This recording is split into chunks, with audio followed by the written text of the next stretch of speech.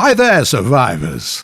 A new week brings a new episode of The Garage. Today, in our show, the truth about Leviathan's origins and their new role in clan wars. The best steel giants from the exhibition. Changes in start and detail prices. Copper fever. And much more. Okay, let's go. Today, we'd like to tell you about Leviathans. These giant rides embody the creed of the new world. The strongest survives. Like humans at the head of evolutionary chain, they've become the top of the waste's technical development. Huge craft strike fear with their power, and to handle them is a task for the strong and the brave. Where did they come from? What was the idea behind them? How were they created? Leviathans are connected to mechanics. Members of the faction don't produce the giants on a massive scale, but afford this ground to those deserving. There's a feeling that they choose, analyze, watch. The stronger the candidate, the harder they fight. The more enemy they kill, the closer the precious opportunity. As the legend goes, the first Leviathan was designed by the mentor himself. After the death of Mother Ivy, by the hands of the raiders, the spirit of the former mechanics leader changed. He began looking for the medicine, not for the virus, but for the people in their new, unsightly moral character. The first steel giant was created as a universal purge tool.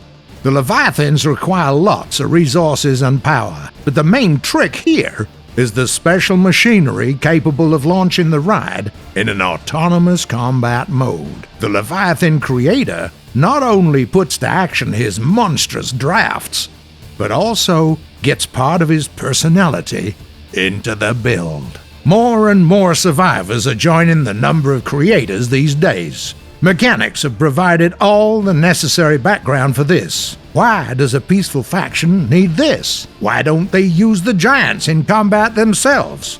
What's the goal? Only the few know the right answers. As of today, the tangled story gets a new round. The leaders of the clans are considered deserving and may ride the Leviathans in order to lead their people to victories in turf wars. Apart from this preliminary nuance, the clan wars featuring Leviathans are quite like the usual ones, with 4 players on each side. The giant itself is driven by a player, but the shooting is automatic, just like in Test Drive. The ride is crafted in a separate slot and is not affected by the usual restriction. It may be very massive and powerful.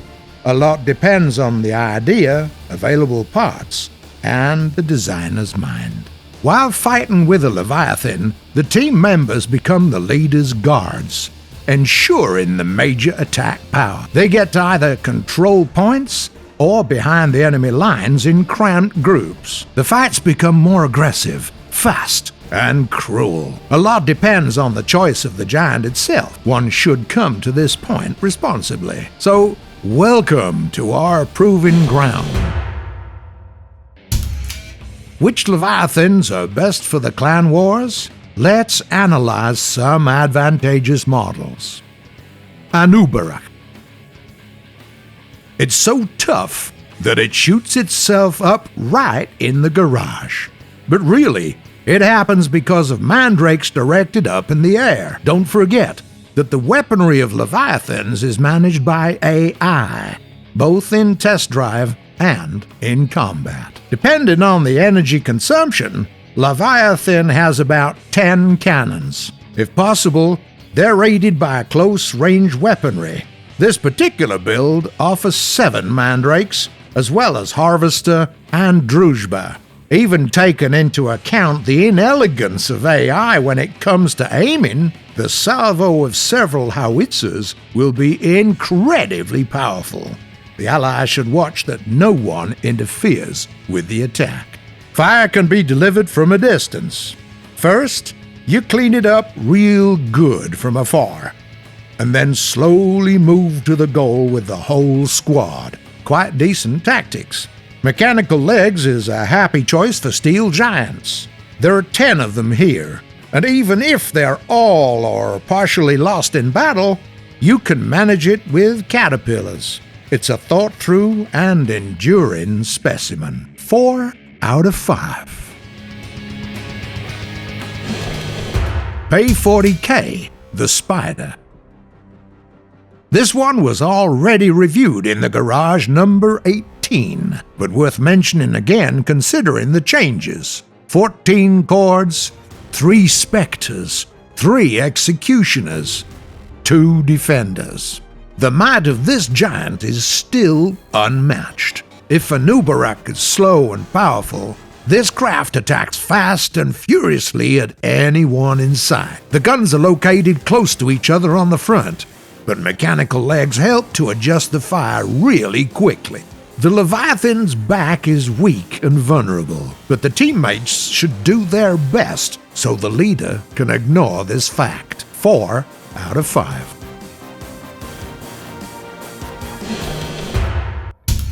Anubis 2. The first metal giant worked perfectly on the distance. The second was good at quick attacks, and this one just fires with everything he has. 2 Reapers, Mandrake Howitzer, a Mammoth, 2 Wretches, drones, and a guided missile launcher. Even the Allfather can't save you from all these. Anubis was a guide to the underworld in ancient Egypt, so the naming makes sense after all. Some crafts are destroyed by the Leviathan even before its own missiles reaches them. Only some of the equal power can hold, and we're talking about almost 30,000 power score. The team play can do the trick, but the loners have zero chance here. The low speed rate can let Anubis down, just like it happens with many other Leviathans. Try to use quick or sniper crafts when you fight it. 5 out of 5.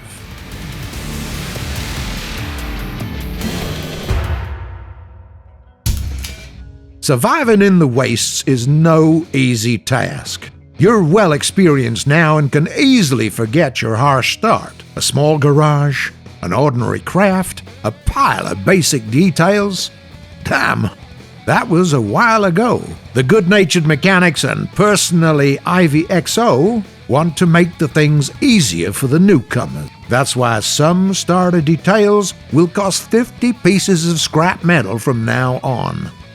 The list includes WWT-1 cabin, the Avenger cannon, the Cord machine gun, the Lupiter shotgun. The basic cabins, such as the Docker and WWT-1, will become more efficient. We will upgrade the speed rate and the overall strength. The number of fixing points will increase as well. The other changes: the number of earned copper will increase proportionally compared to the amount of this material used to create certain parts. Why should we do that?